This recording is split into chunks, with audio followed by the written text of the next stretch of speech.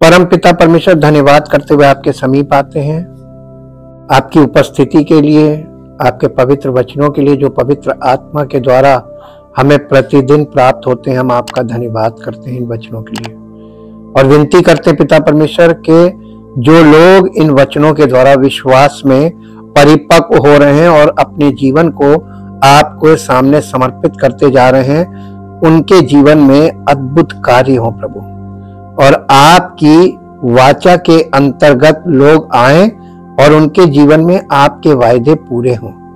और प्रभु, आपकी वो महिमा जो आप हमारे जीवन में अद्भुत कार्यों के द्वारा और हमारे जीवन में अपनी सामर्थ्य के द्वारा प्रकट करना चाहते हैं, वो महिमा हम सब विश्वास करने वालों के जीवन में प्रकट भी हो, ताकि प्रभु आपका नाम हम सबके जीवनों से महिमान्वित होने पाए और लोग ये देखकर ये गवाही दे कि वाकई में ये परमेश्वर के लोग हैं और परमेश्वर अपनी वाचा का पालन करने वाला है, इनके जीवन में अपने वायदों को पूरा करके अपनी महिमा कर रहा है, ताकि प्रभु हम सबका जीवन आपकी महिमा का कारण बना रहे और आपके राज्य का विस्तार हो, ताकि आपका नाम महिमा पाए। धन्यवाद के साथ इस प्रार्थना को आपके इकलौते पुत्र प्रभु यीशु मसीह के नाम से मांगते हैं, आमीन। सबको जय मसीह की, प्रेज द लॉर्ड। हम परमेश्वर का धन्यवाद करते हैं। जैसा कि कल हम लोग परमेश्वर के वचनों के द्वारा देख रहे थे, परमेश्वर ने अब्राहम से वायदा किया और उससे वाचा बांधी और वाचा का परमेश्वर ने उनकी पीढ़ियों तक पालन किया, जबकि अब्राहम के बाद उसकी पीढ़ियों के लोगों ने परमेश्वर की वाचा में वो स्थिर नहीं रहे, लेकिन फिर भी परमेश्वर ने अब्राहम के साथ जो वाचा बांधी थी उसका पालन करके ये बात साबित की कि परमेश्वर विश्वास योग्य रहता है, जबकि मनुष्य अविश्वासी हो जाए तब भी। और दूसरी चीज, कल हमने एक चीज देखी थी, आज दूसरी चीज देखेंगे। कल हम लोगों ने अब्राहम के द्वारा परमेश्वर ने जो बांधा था उसमें पवित्रता के ऊपर देखा था। आज हम देखेंगे विश्वास। विश्वास का होना बहुत जरूरी है। Faith, have faith in God and let him transform you for his glory. परमेश्वर पर विश्वास रखें और परमेश्वर के विश्वास में बने रहें और परमेश्वर को आपको परिरूपांतरित करने का अवसर दें। अपनी महिमा के लिए वो आपको परिवर्तित करके अपनी महिमा करता है। God's transformation of Abraham, even though his faith had failed many times, बावजूद इसके कि अब्राहम का विश्वास कई बार फेल हुआ। वो हंसा, उसकी पत्नी हंसी, और कई बार अब्राहम ने जब वो मिस्र में गया वहां के राजा से, वहां के लोगों से झूठ बोला, अपनी पत्नी को अपनी बहन बताया। ये विश्वास के फेलियर हैं। अब्राहम के जीवन में कई बार विश्वास फेल हो गया। God accepted Abraham's faith as sufficient to transform him into the father of many nation. लेकिन परमेश्वर ने अब्राहम के उस विश्वास को, जो उसने परमेश्वर के वायदों को या परमेश्वर के वचन को जो परमेश्वर ने उससे बोला था, उसको ग्रहण किया और उस बात को वो माने रहा अपने मन में कि नहीं, परमेश्वर कर सकता है और परमेश्वर करेगा। इसी बात को परमेश्वर ने उसके जीवन में धार्मिकता के रूप में ग्रहण किया और इसलिए उसने परमेश्वर ने अब्राहम के जीवन में इन अपने वायदों को पूरा करके इन बातों को सिद्ध किया। As for me behold my covenant is with you and you will be the father of a multitude of nations. इसके बावजूद भी परमेश्वर ने उससे कहा कि मेरी वाचा तेरे साथ बनी रहेगी और मैं तुझे बहुत से राष्ट्रों का पिता बनाऊंगा।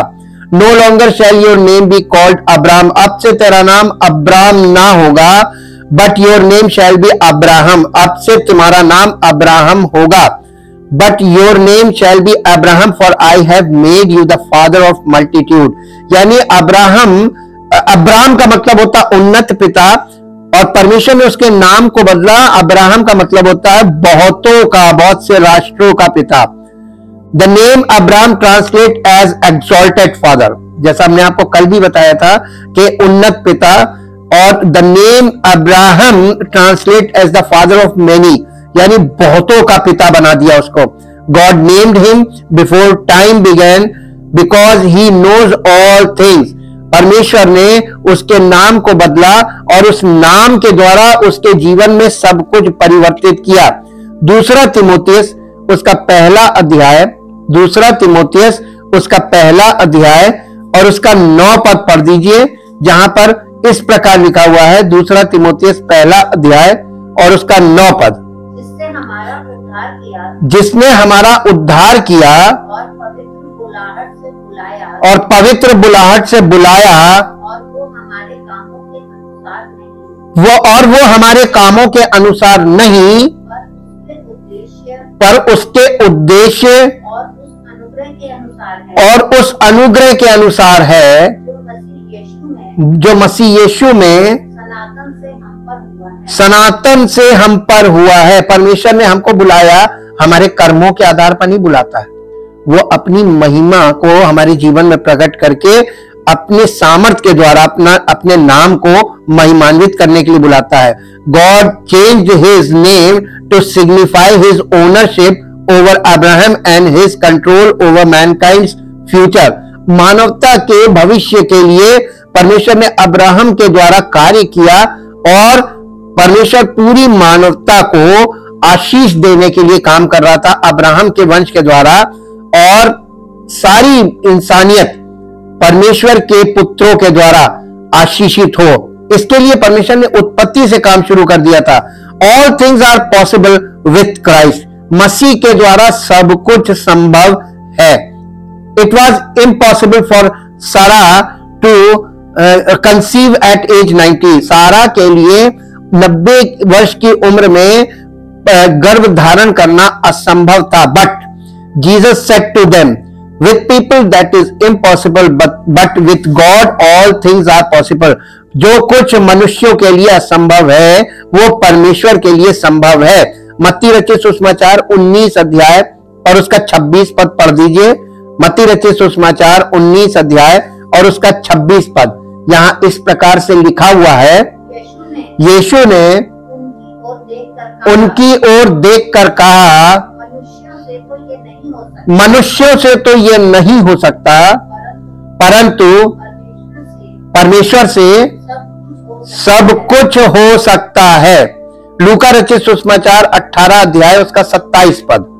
लूका रचित सुसमाचार 18 अध्याय उसका 27 पद पढ़ दीजिए। उसने कहा, जो मनुष्यों से नहीं हो सकता है वो परमेश्वर से हो सकता है। बस अय्यूब की पुस्तक 42 अध्याय, अय्यूब की पुस्तक 42 अध्याय उसका 2 पद पढ़ दीजिए। तूने पूछा तू कौन है, जो ज्ञान रहित होकर युक्ति पर। परमेश्वर ने अय्यूब से पूछा तू कौन है जो ज्ञान रहित होकर युक्ति पर पर्दा डालता है। परमेश्वर की योजना और परमेश्वर की इच्छा के विरोध में जब हम बोलते हैं तो परमेश्वर हमसे यही प्रश्न करता है, तू कौन है जो परमेश्वर की युक्तियों पर पर्दा डालता है। परंतु मैंने तो जो नहीं समझता था वही कहा, अर्थात जो बातें मेरे लिए और कठिन और मेरी समझ से बाहर थी, जिनको मैं जानता भी नहीं था। अय्यूब परमेश्वर के सामने इस बात का अंगीकार कर रहा है कि अरे मैं तो गलत बोल रहा था, क्योंकि मैं जानता नहीं था इसलिए मैं ऐसा बोल रहा था। यिर्मयाह नबी की पुस्तक उसका 32 अध्याय और उसका 27 पद पढ़ दीजिए। यिर्मयाह नबी की पुस्तक 32 अध्याय उसका 27 पद। यहाँ इस प्रकार से लिखा हुआ है, मैं तो सब प्राणियों का परमेश्वर यहोवा हूं, क्या मेरे लिए कोई भी काम कठिन है। परमेश्वर लगातार ये प्रश्न करता चला रहा है, क्या मेरे लिए कुछ मुश्किल है। लोग परमेश्वर को अपने तुल्य मानते हैं जैसे वो खुद हैं और अपने किए पे भरोसा करते हैं, और इसीलिए वो कर्म कांड करके सोचते हैं कि हम कुछ करेंगे तो परमेश्वर अनुग्रह करेगा। ना, आपके किए से वो कुछ नहीं करेगा, उल्टा हो जाएगा। You may be facing an impossible challenge with your health, family, job और समथिंग एल्स। हो सकता है कि आज आप कोई असंभव परिस्थिति का सामना कर रहे हो अपने जीवन में, और कोई असंभव चैलेंज आपके लाइफ में है जो आपकी क्षमता से और आपकी बुद्धि से बाहर हो रहा है, आपकी सेहत को लेकर, आपके परिवार को लेकर, और आपके जॉब को लेकर, और कोई और भी ऐसा मुद्दा है जो शायद लिस्ट में नहीं है, इत्यादि इत्यादि। आप किसी भी असंभव परिस्थिति का सामना कर रहे हैं अपने जीवन में, और आपको लगता है कि अब कोई हमारी मदद नहीं कर सकता और हमारे जीवन में इस मसले से हमें कोई निकाल नहीं सकता। मैं आपको ये बताना चाहता हूं, if so have you put your faith in Jesus, तो क्या ऐसी दशा में आप यीशु पर विश्वास करके देखना चाहेंगे? यीशु मसीह पर विश्वास करके देखिए, क्योंकि वो असंभव को संभव करने की सामर्थ्य केवल और केवल उसी के पास है। ना तो प्रार्थना से हो सकता है, ना आपकी भक्ति से हो सकता है, ना आपके दान से हो सकता है, ना आपके कर्मों से हो सकता है, लेकिन अगर हो सकता है तो केवल आपके विश्वास से, जो आपको यीशु मसीह पर करना होगा कि वो आपके जीवन में ऐसा संभव कर सकता है जो आपके लिए असंभव लग रहा है। और इसलिए God is faithful to keep his promises even when you are not. जब आप परमेश्वर पर विश्वास नहीं करते, परमेश्वर तब भी आपके जीवन में कार्य कर सकता है।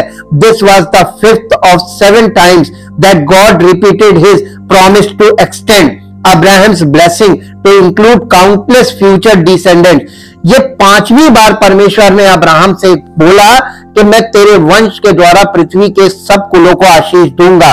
इसका मतलब उसका विश्वास घटता भी जाता था, तब भी परमेश्वर उसके लिए कार्य करता था, क्योंकि परमेश्वर ने उसके साथ वाचा बांध ली थी। वाचा कितनी इंपॉर्टेंट चीज है। आप एक बार परमेश्वर के साथ रिश्ता कायम करके देखिए, आप उसके कलीसिया का में एक बार अपने आप को समर्पित कर दीजिए और कलीसिया का हिस्सा बने रहिए। परिस्थितियां तो बदलती रहेंगी, आएंगी जाएंगी, लेकिन परमेश्वर आपके साथ विश्वास योग्य बना रहेगा। आपकी विश्वास योग्यता के अनुसार परमेश्वर आपके जीवन में कार्य करना चाहता है। Jesus completed this promise by becoming the seed of Abraham through which God's blessings are extended to you। परमेश्वर मसीह में जो अब्राहम का सीड है या डिसेंडेंट है, अब्राहम के वंश से आ रहा है, यीशु मसीह के द्वारा आज पूरी दुनिया के सब जाति, सब कुल के लोगों को, सब भाषा के लोगों को आशीष देने के लिए तैयार है कि नहीं? परमेश्वर ने उत्पत्ति में अब्राहम से वाचा बांधी थी और परमेश्वर उस वाचा का पालन करते हुए उसने पुत्र को भेजा, और ये पुत्र और कोई नहीं। गलातियों की पत्री उसका 3 अध्याय, गलातियों की पत्री उसका 3 अध्याय और उसका 16 पद पढ़ दीजिए, ताकि आपको भी ये पता चल जाए कि प्रभु यीशु मसीह अब्राहम का वो वंश है जिसके द्वारा परमेश्वर आज समस्त मानव जाति को आशीष देने का वादा कर रहा है। हे निर्बुद्धि गलातियों, 3:16, हाँ 3:16, अतः प्रतिज्ञाएं अब्राहम को और उसके वंश को दी गई। वो ये नहीं कहता वंशों को, जैसे बहुत के विषय में कहा हो, पर जैसे एक के विषय में कि तेरे वंश को। वो वंश कौन है? सारी प्रतिज्ञाएं बाइबल में, जितनी भी प्रतिज्ञाएं आपको मिलेंगी, जितने वायदे मिलेंगे, वो सब एक वंश को दिए गए। वो वंश कौन है मालूम है? मसीह। और मसीह में जो आ गया वो मसीह का वंश है, जो मसीह की देह का अंग बन गया, वो मसीह का वंश बन गया। और नए बॉर्न अगेन के द्वारा वो मसीह का वंश हुआ, उत्पन्न हुआ, और कलीसिया में जुड़ जाने के द्वारा, कलीसिया में स्टैब्लिश हो जाने के द्वारा वो मसीह के देह का अंग बन गया, यानी वो परमेश्वर के राज्य का वारिस बन रहा है। और परमेश्वर अब पवित्र आत्मा के द्वारा अपने वो आत्मिक बच्चों का पालन पोषण करता है और उन्हें वारिस बनाता है। कलीसिया में प्रभु का आत्मा यही काम करने के लिए भेजा गया है। He repeated these promises to Abraham to build up his faith after he failed God. If we are faithless, he remain faithful, for he cannot deny himself. दूसरा तिमोथियस 2 अध्याय उसका 13 पद पढ़िए। यहां पर इस प्रकार से लिखा हुआ है कि यदि हम अविश्वासी हो जाएं तो भी वो विश्वास योग्य बना रहता है। दूसरा तिमोथियस 2 अध्याय उसका 13 पद। जी, यदि हम अविश्वासी भी हों तो भी विश्वास योग्य बना रहता है। कलीसिया में कोई जरूरी नहीं है कि आपका हमेशा विश्वास ऊपर रहे। परिस्थितियों के कारण कलीसिया में हर एक व्यक्ति का विश्वास लो होगा, विश्वास नीचे जाएगा।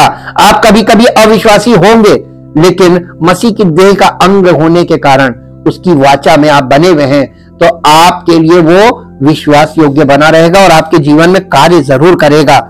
इसलिए आपको निराश होने की भी जरूरत नहीं है। क्या आप परमेश्वर के इस वायदे पर विश्वास करते हैं?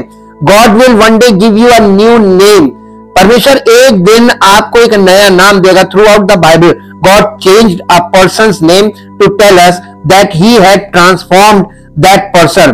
परमेश्वर ने बाइबल में बार बार कई बार लोगों का नाम बदला, और नाम बदलने के द्वारा उसने ये दिखाया कि उसके नए नाम के द्वारा उसका भविष्य है और नया जीवन उसका क्या होगा, वो नया मनुष्य क्या होगा, इस चीज को दर्शाता है। और परमेश्वर परिवर्तित करके हमारे जीवन में भी एक नया नाम देगा।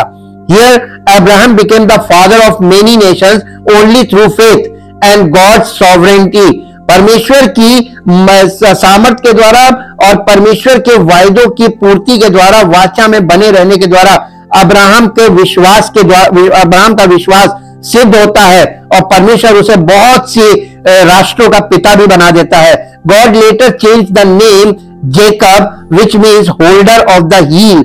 यानी परमेश्वर ने याकूब का भी नाम बदला था। याकूब का मतलब होता है एड़ी, अड़ंगा मारने वाला, जो एड़ी पकड़ के पैदा हुआ था, और सप्लांटर, धोखेबाज।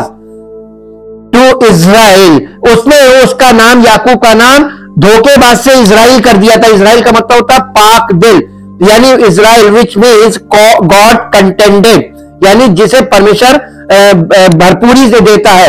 इसको आप पढ़ लीजिए, उत्पत्ति 32 अध्याय का 28 पद पढ़ दीजिए। उत्पत्ति 32 अध्याय और उसके 28 पद में इज़राइल का अर्थ लिखा हुआ है। 32 अध्याय 28 पद।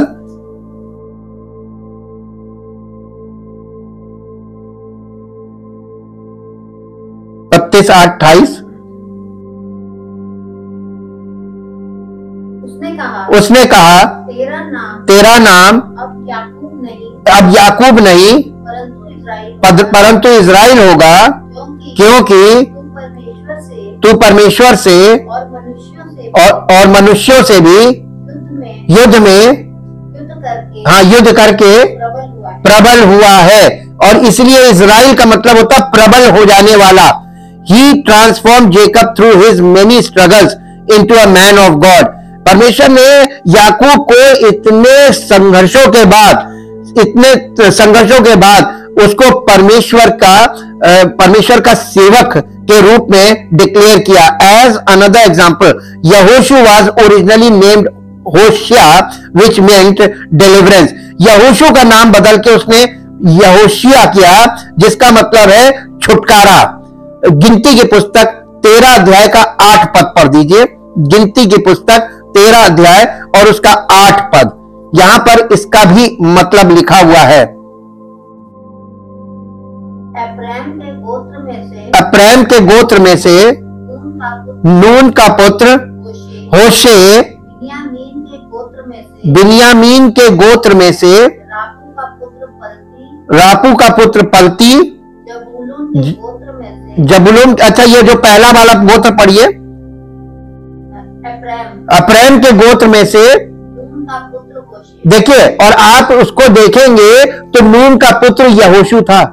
यहोशू को होशे किया, नाम बदला था। और इस होशे का मतलब होता है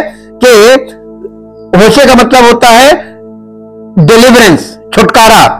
Jesus likewise change the name Simon. जैसे यीशु मसीह ने शिमोन का नाम बदल के which means God has heard. शिमोन का मतलब होता है परमेश्वर जिसकी सुनता है। टू पीटर, उसका नाम पतरस किया था, विच में इस स्टोन, जिसका मतलब होता पत्थर। पतरस का मतलब होता पत्थर। यूहन्ना रचित सुसमाचार पहला अध्याय उसका 42 पद। यूहन्ना रचित सुसमाचार पहला अध्याय 42 पद।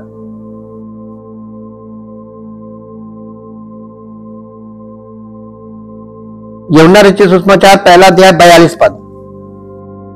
जी 1:42। यूहन्ना 1:42। वो उसे यीशु के पास लाया। वो उसे यीशु के पास लाया। यीशु ने उस पर दृष्टि करके कहा, तू यूहन्ना का पुत्र शमौन है। तू यूहन्ना का पुत्र शमौन है। तू कैफा अर्थात पतरस कहलाए। यीशु मसीह ने तुरंत उसका नाम पहले बदला था। ये नाम बदलने का मतलब आप समझते हैं? नाम बदलने का मतलब उसकी पहचान बदल दी थी।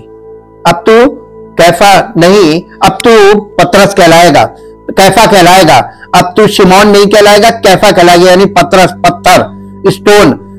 ये सब बातें हम लोगों को इसलिए सीखनी है कि हर चीज का एक मतलब है बाइबल में, यहां तक कि नाम का भी। He heard God's calling and became an important stone of God's church after Jesus died. और प्रभु यीशु मसीह ने अपनी मृत्यु के पहले इसको अपनी कलीसिया का वो बना दिया था, पत्थर बना दिया था। और ये उसने कहा था ना कि तू पत्थर, मैं इस पत्थर पर अपनी कलीसिया बनाऊंगा। Jesus was the rock upon which his stone rested. यीशु मसीह वो चट्टान है जिस पर ये पत्थर कलीसिया के रूप में खड़ा होगा, यानी ये कलीसिया की अगुवाई करेगा। और देखिए पतरस से पेंतेकोस्त के दिन में काम शुरू हुआ था, उसी के द्वारा पवित्र आत्मा ने बोलना शुरू किया था। ये बातें हम लोगों को, Jesus saw him for the man of faith that he would become. प्रभु यीशु मसीह ने उसको उस समय विश्वासी व्यक्ति के रूप में देख लिया था जब वो विश्वासी नहीं था। वो विश्वासी उस समय था ही नहीं। वो तो उस समय उसने 3 बार इनकार कर दिया था, वो विश्वासी नहीं था। लेकिन प्रभु यीशु मसीह ने उसके लिए जो बात बोली थी पेंतेकोस्त से, वहां से उसके द्वारा वो करके भी दिखाया। These examples tell us that Jesus sees us for who we will become. इससे हमें ये सीखने को मिलता है कि प्रभु यीशु मसीह हमको ये देखता है कि हम भविष्य में क्या होंगे। प्रेजेंट में हम क्या है वो नहीं देखता, लेकिन हम भविष्य में क्या होंगे इसी को प्रोफेस करता। प्रोफेस का मतलब कि भविष्य की बात को बोल देना।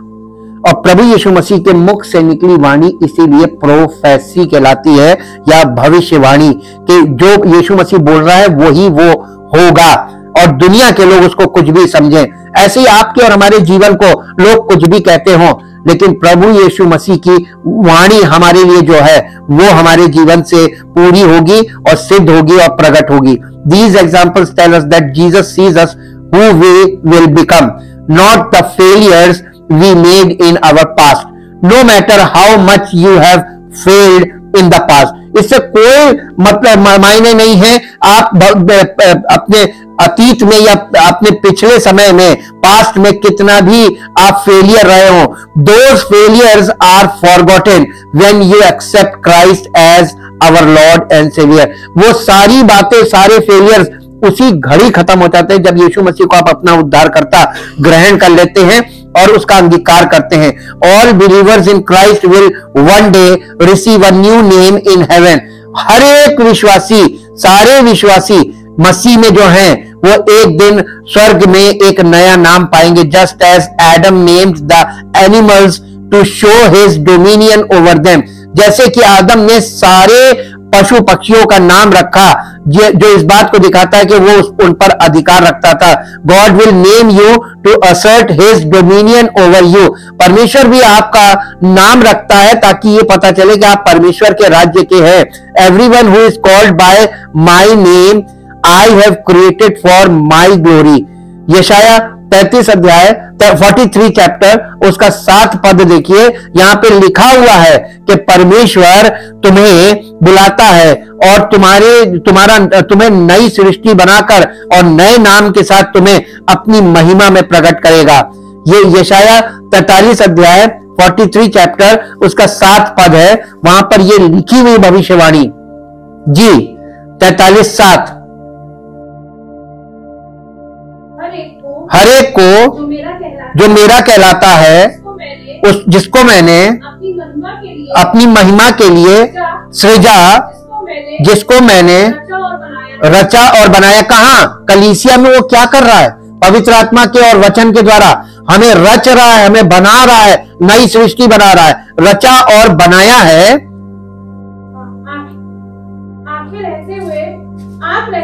आंख रहते हुए अंधे और कान रहते हुए बहरों को निकाल लिया। काहे के लिए बुलाया? जिनके पास आंखें हैं लेकिन फिर भी वो अंधे, आत्मिक नहीं देख पा रहे, परमेश्वर के राज्य को नहीं देख पा रहे, उन्हें निकाल के लाओ। हमें नई सृष्टि क्यों बना रहा है? ताकि तुम्हारे द्वारा और लोगों को लाए जो हम जैसे थे वैसे और लोग हैं। Are you living as his new creation? क्या हम उसकी नई सृष्टि के रूप में जीवन व्यतीत कर रहे हैं? Worthy of your new name, ताकि हमको वो नए नाम के योग्य हम जीवन व्यतीत करें, ताकि हमें वो नया नाम प्राप्त हो। तीसरा पॉइंट हम देखेंगे, hope, Asha. Place your hope in the everlasting covenant of the king of Kings. हमें अपनी आशा राजाओं के राजा की अनंत मीरास के लिए, उस अनंत वाचा के लिए अपना आशा लगानी है, उस अनंत वाचा में जो परमेश्वर ने हम सब मानव के लिए रखी है। God's promise to Abraham to of future kings and eternal covenant with his descendants. परमेश्वर ने अब्राहम से भविष्य के लिए यह वाचा बांधी थी कि उसके राज्य में राजा पैदा होंगे और उसका राज्य अनंत होगा और सनातन होगा। विद हिज डिसेंडेंट, उसके वंश में सब राजा ही पैदा होंगे। यीशु मसीह का एक नाम है राजाओं का राजा। वो राजा कौन है? नहीं, वो तो राजा है, वो राजाओं का राजा है ना। तो वो राजा कौन है जिनका वो राजा है? तो अब्राहम के वंश हम है कि नहीं है? विश्वास के द्वारा हम क्या बन रहे हैं? तो हम राजाओं के वंश में आ रहे हैं कि नहीं? तो राजाओं के वंश में राजाओं के बच्चों को राजवंश के हिसाब से तैयार किया जाता था, उन्हें राजपदधारी बनाया जाता था, और हम राजपदधारी याजकों का समाज भी बन रहे हैं। गॉड्स प्रॉमिस से है ये परमेश्वर का वायदा था अब्राहम के साथ, जो मसीह के द्वारा आज कलीसियाओं में हम सब के जीवन में वो पूरा कर रहा है। पता नहीं आप इस बात को अब समझ पा रहे हैं कि नहीं समझ पा रहे हैं। पूरा पुराना नियम अब्राहम वाला पार्ट नए नियम में बिल्कुल इन्वॉल्व है, और यीशु मसीह को अब्राहम का वंश बोला गया। अगर आप मत्ती की पुस्तक खोलेंगे, पहली शुरुआत होती, पहले अध्याय का पहला पद यीशु मसीह की वंशावली, और उसमें सीधे लिखा अब्राहम से शुरू हो रही है। तो यीशु मसीह की वंशावली कहां से शुरू हो रही है? उसका वंश कहां से आ रहा? अब्राहम से। तो हम लोग विश्वास करके कहां जुड़ते हैं? अब्राहम के वंश में। तो हम मसीह के राज्य में आने के लिए जुड़ रहे हैं कि नहीं जुड़ रहे हैं? God promises you and me an eternal promised land. God promise the Jews the promised land as an everlasting position. परमेश्वर ने अब इजराइलियों से बोला था कि मैं तुम्हें हमेशा के लिए वो जगह दूंगा जो आज इजराइल का नेशन है। इसी प्रकार ही later promised his priest a permanent home as for cities of the Levites. The Levites have a permanent right of redemption for the houses of the cities which are their possession. Or as for cities of the Levites have a permanent right of redemption for the houses of the cities which are their possession. Today you are the part of Jesus' royal priesthood. पहला पत्रस 2 अध्याय का 9 पद पढ़ दीजिए। परमेश्वर ने ऐसा करा था कि जो लेवी लोग थे, ये लेवी लोग परमेश्वर की व्यवस्था लोगों को सिखाते थे, और महायाजक उनको शुद्ध करता था ताकि वो उस प्रॉमिस्ड लैंड के लिए तैयार रहें, ताकि परमेश्वर उनको वो स्थान दे। आज यीशु मसीह हमारा महायाजक है, और उसके लहू के द्वारा वो हमें शुद्ध करता है, और पवित्र आत्मा हमारे जीवन में कार्य करता है ताकि हमें उस राज्य के लिए तैयार करे। ये पहला पत्रस, इसलिए सब प्रकार का नहीं, पहला पत्रस 2 अध्याय 9 पद पर तुम एक चुना हुआ वंश और राजपदधारी। पहली चीज, कलीसिया के लोग जो परमेश्वर के मसीह की देह का अंग बन गए हैं, वो क्या है मालूम है? तुम एक चुना हुआ वंश और राजपदधारी याजकों का समाज और पवित्र लोग और पवित्र लोग और परमेश्वर की निज प्रजा और परमेश्वर की निज प्रजा हो, इसलिए कि जिसने तुम्हें अंधकार में से अंधकार में से अपनी अद्भुत ज्योति में बुलाया अपनी है, अद्भुत ज्योति में बुलाया है। उसके गुण प्रकट काहे के लिए बुलाया है? काहे के लिए बुलाया है? दुआ करने के लिए? हाँ। गवाही देने के लिए? नहीं। काहे के लिए बुलाया? बाइबल पढ़ने के लिए? नहीं। उसके गुण प्रकट करो। उसके गुण का मतलब उसका स्वभाव तुम्हारे जीवन से प्रकट हो, ताकि लोग कहें ये वाकई में उसका है। क्या ये आप कर सकते हैं अपने आप? कोई नहीं कर सकता है। कोशिश भी मत कीजिएगा। शारीरिक क्रिया से या अपने आप को किसी छल से कुछ भी दिखाने से आप उसके सामने सिद्ध नहीं होंगे, वो तो अंदर से झांक लेगा। He also has promised you a permanent right to a dwelling in his eternal city। उसने हमें और आपको हमेशा के लिए उस नगर में रहने का अधिकार दिया है जो अनंत काल तक हम वहां पर रहेंगे। In my father's house are many dwelling places। यीशु मसीह ने कहा मत्ती 14 अध्याय में कि मेरे पिता के घर में बहुत से रहने के स्थान है, अगर ना होते तो मैं तुमसे कह देता। If it were not so, I would have to told you, I would have told you, for I go to prepare a place for you। और इसलिए मैं जाता हूं ताकि तुम्हारे लिए जगह तैयार करूं। ये यूहन्ना रचित सुसमाचार 14 अध्याय का दूसरा पद है। If you believe in him, your inheritance cannot be taken away। अगर तुम ये मसीह पर विश्वास रखोगे तो तुम्हारा जो मीरास है उसको तुम कभी नहीं खोगे। That if you confess with your mouth Jesus as Lord and believe in your heart that Jesus raised him from the dead, God raised him from the dead, you will be saved। For with the heart a person believes, resulting in righteousness, and with the mouth he confesses, resulting in salvation। Romeo 10 अध्याय उसका 9 और 10 पद, यहां पर यही बात लिखी जो हमने आपके सामने इंग्लिश में पढ़ी है। रोमियो 10 अध्याय का 9 और 10 पद जी, कि यदि तू अपने मुंह से यीशु को प्रभु मानकर नहीं, पहले जान लो कि वही प्रभु है, संतुष्टि के साथ, कंफर्मेशन के साथ, यीशु को प्रभु जानकर अंगीकार करे और अपने मन से विश्वास करे। क्या विश्वास करे? कि परमेश्वर ने उसे मरे हुओं में से जिलाया है, तो तू निश्चय उद्धार पाएगा। उद्धार का मतलब यहां पर बॉर्न अगेन, तो निश्चय बॉर्न अगेन हो जाएगा, नए सिरे से जन्म ले लेगा। अब आगे क्या लिखा है? क्योंकि धार्मिकता के लिए मन से विश्वास किया जाता है और उद्धार के लिए मुंह से अंगीकार किया जाता है। ये क्रिया है, मन से विश्वास भी करना, मुंह से अंगीकार भी करना। कई बार मन में विश्वास होता है, मुंह से अंगीकार नहीं होता, और कई बार मन में विश्वास नहीं होता, मुंह से अंगीकार होता है। ये सर्किट गलत है, जब तक कंप्लीट नहीं होगी बत्ती जलेगी नहीं। And I give eternal life to them and they will never perish and no one will snatch them out of my hand. ये यीशु मसीह ने बोला, यूहन्ना रचित सुसमाचार 10 अध्याय और उसका 28 पद। यूहन्ना रचित सुसमाचार 10 अध्याय उसका 28 पद। और मैं उन्हें अनंत जीवन देता हूं, वे कभी नष्ट ना होंगे और कोई उन्हें मेरे हाथ से।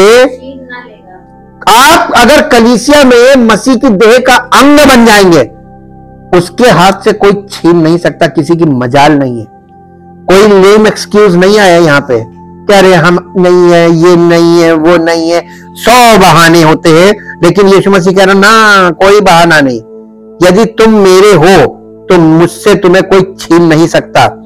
All that the Father gives me will come to me, and the one who comes to me I will certainly not cast out। यूहन्ना रचित सुसमाचार 6 अध्याय उसका 37 पद पढ़ दीजिए। यूहन्ना रचित सुसमाचार 6 अध्याय उसका 37 पद। हमारी आशा किस पर होनी चाहिए? प्रभु यीशु मसीह के ऊपर होनी चाहिए। इसका मतलब ये प्रभु यीशु मसीह की शिक्षा पर आशा रखनी चाहिए कि ये शिक्षा हमारे जीवन में हमको नई सृष्टि बनाकर प्रभु की महिमा के लिए खड़ा करेगी। जो कुछ पिता मुझे देता है वो सब मेरे पास आएगा, और जो कोई मेरे पास आएगा उसको मैं कभी नहीं निकालूंगा। वो खुद निकल जाए बात अलग है, मैं नहीं निकालूंगा। यीशु मसीह कभी किसी को नहीं निकालता है, व्यक्ति खुद ही निकल जाता है। While your worldly inheritance can disappear, हो सकता है आपकी सांसारिक जो मिरास है वो गायब हो जाए, your eternal inheritance will not, लेकिन आपकी आत्मिक मिरास कभी गायब नहीं होगी, वो आपको प्राप्त होगी। Place your hope in the eternal covenant, इसलिए अपने परमेश्वर की वाचा में अपनी आशा को स्थापित कर लीजिए। In the world your hope can be quickly shattered, ये इस संसार में हमारी आशा बहुत जल्दी से निराशा में बदल जाती है। For we are sojourners before you and the tenants as all our fathers were, all our days on the earth are like a shadow and there is no hope। पहला इतिहास 29 अध्याय और उसका 15 पद पढ़ दीजिए। पहला इतिहास 29 अध्याय का 15 पद, वो पहला इतिहास 29 अध्याय 29 चैप्टर और उसका 15th वर्स। तेरी दृष्टि में हम तो अपने सब पुरखाओं के समान पराये और परदेशी हैं, पृथ्वी पर हमारे दिन छाया के समान बीत जाते हैं और हमारा कुछ ठिकाना नहीं। हे हमारे परमेश्वर यहोवा, वो जो बड़ा संचय हमने तेरे पवित्र नाम का एक भवन बनाने के लिए किया है, वो तेरे ही हाथ से हमें मिला था। यानी परमेश्वर के हाथों से जितनी धन दौलत धन संपत्ति आपको अर्जित होती है, ये मत सोचिएगा आपने अपने बल से अपनी बुद्धि से कमाया है, ये उसकी दी हुई सामर्थ्य, उसकी दया, उसका प्रेम, उसका अनुग्रह है जिसके द्वारा आपने ये प्राप्त किया। वो हमें संपत्ति प्राप्त करने की सामर्थ्य देता है। अय्यूब की पुस्तक 14 अध्याय उसका 10 पद पढ़िए। अय्यूब की पुस्तक 14 अध्याय उसका 10 पद। परंतु मनुष्य मर जाता और पड़ा रहता है। Abraham for example never lived to see the great nations and kings that would come through him, yet he placed his hope in the unseen, in hope against hope he believed, so that he might become a father of many nations, according to that which had been spoken, so shall your descendants be। यानी Abraham के जीवन से हमें यह बताया जा रहा है कि एग्जाम्पल अब्राहम का दे रहा है कि अब्राहम ने कभी भी इस बात के लिए वो जीवित नहीं रहा, ये देखने के लिए कि हर राष्ट्र में अब्राहम के वंश के लोग राजा हैं, ये देखने के लिए वो जीवित नहीं रहा था, लेकिन उसने अपनी आशा उस परमेश्वर के वचन पर रखी थी जिसने उससे कहा था कि मैं ऐसा करूंगा, और उसने इस बात को ले लिया था कि परमेश्वर ही कर सकता है, और परमेश्वर ने करके दिखा दिया, और आज हमारे सामने प्रत्यक्ष प्रमाण है। रोमियो की पत्री 4 अध्याय का 18 पद पढ़ दीजिए। रोमियो की पत्री 4 अध्याय 18 पद जी, रोमियो 4:18।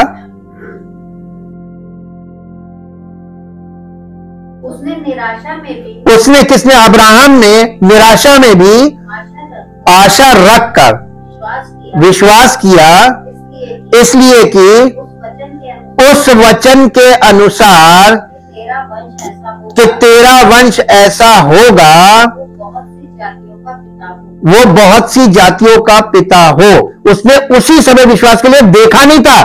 अंध परमेश्वर के वचन पर विश्वास करना यानी आपको अभी दिख नहीं रहा है जिस पर आप विश्वास कर रहे हैं, और आप विश्वास करेंगे, आपकी पीढ़ियां देखेंगी, और उस समय धरती पर जितनी होंगी वो आपका नाम परमेश्वर के साथ जुड़ जाएगा। जैसे लोग कहते हैं अब्राहम का परमेश्वर, इसाक का परमेश्वर, याकूब का परमेश्वर, आपके नाम से लोग कहेंगे कि उनका परमेश्वर, फलाने का परमेश्वर।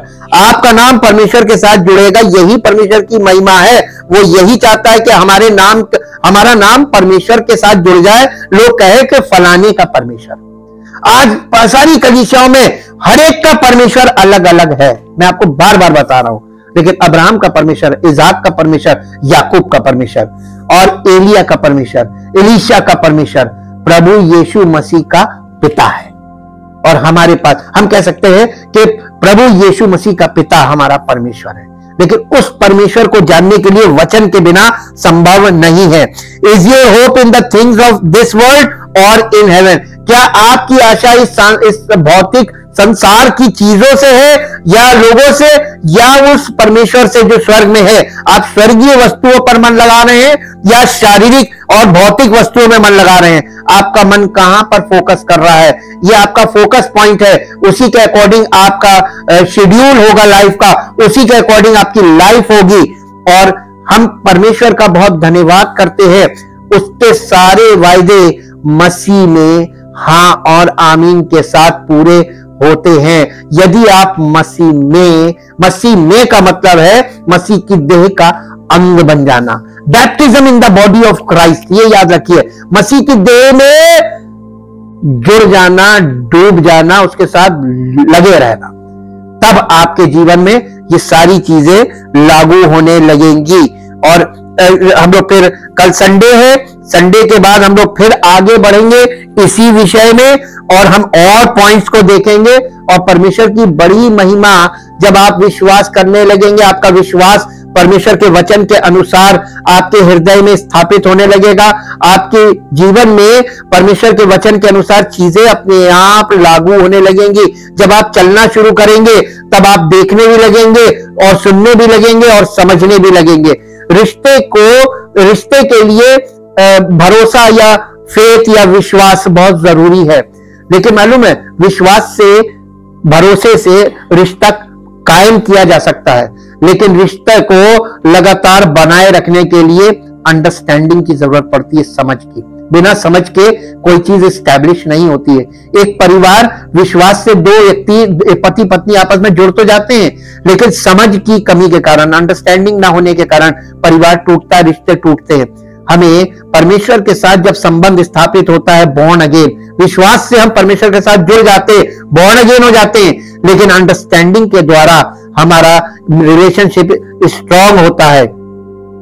Thank you, thank you, thank you Lord. परम पिता परमेश्वर, हम हृदय से आपका धन्यवाद करते हैं पवित्र आत्मा के लिए। पवित्र आत्मा के द्वारा जो वचन हम सुनते हैं, इन वचनों के लिए धन्यवाद करते हैं। और हम आपसे विनती करते पिता, जितने लोग इन वचनों को वाकई में गंभीरता से सुनते हैं और हृदय में ग्रहण करते हैं और उनके हृदय में जागरूकता आ रही है, तो इसका मतलब उनकी आत्मा जीवन पा रही है, उनकी आत्मा में जीवन आ रहा है और उनकी आत्मा का पुनरुत्थान हो रहा है। हम चाहते हैं प्रभु, अधिक से अधिक लोग बॉर्न अगेन होकर आपके राज्य के में जुड़ जाएं और मसीह की देह का अंग बनकर आपके राज्य के वारिस बने, जो आपकी भी इच्छा है। और हम चाहते हैं प्रभु, आपका राज्य बढ़े और आपकी महिमा हम सबके जीवनों से प्रकट हो, ताकि आपका नाम महिमा पाए। धन्यवाद के साथ इस प्रार्थना को आपके इकलौते पुत्र प्रभु यीशु मसीह के जीवित, पवित्र और समर्थी नाम से मांगते हैं, आमीन। Praise the Lord.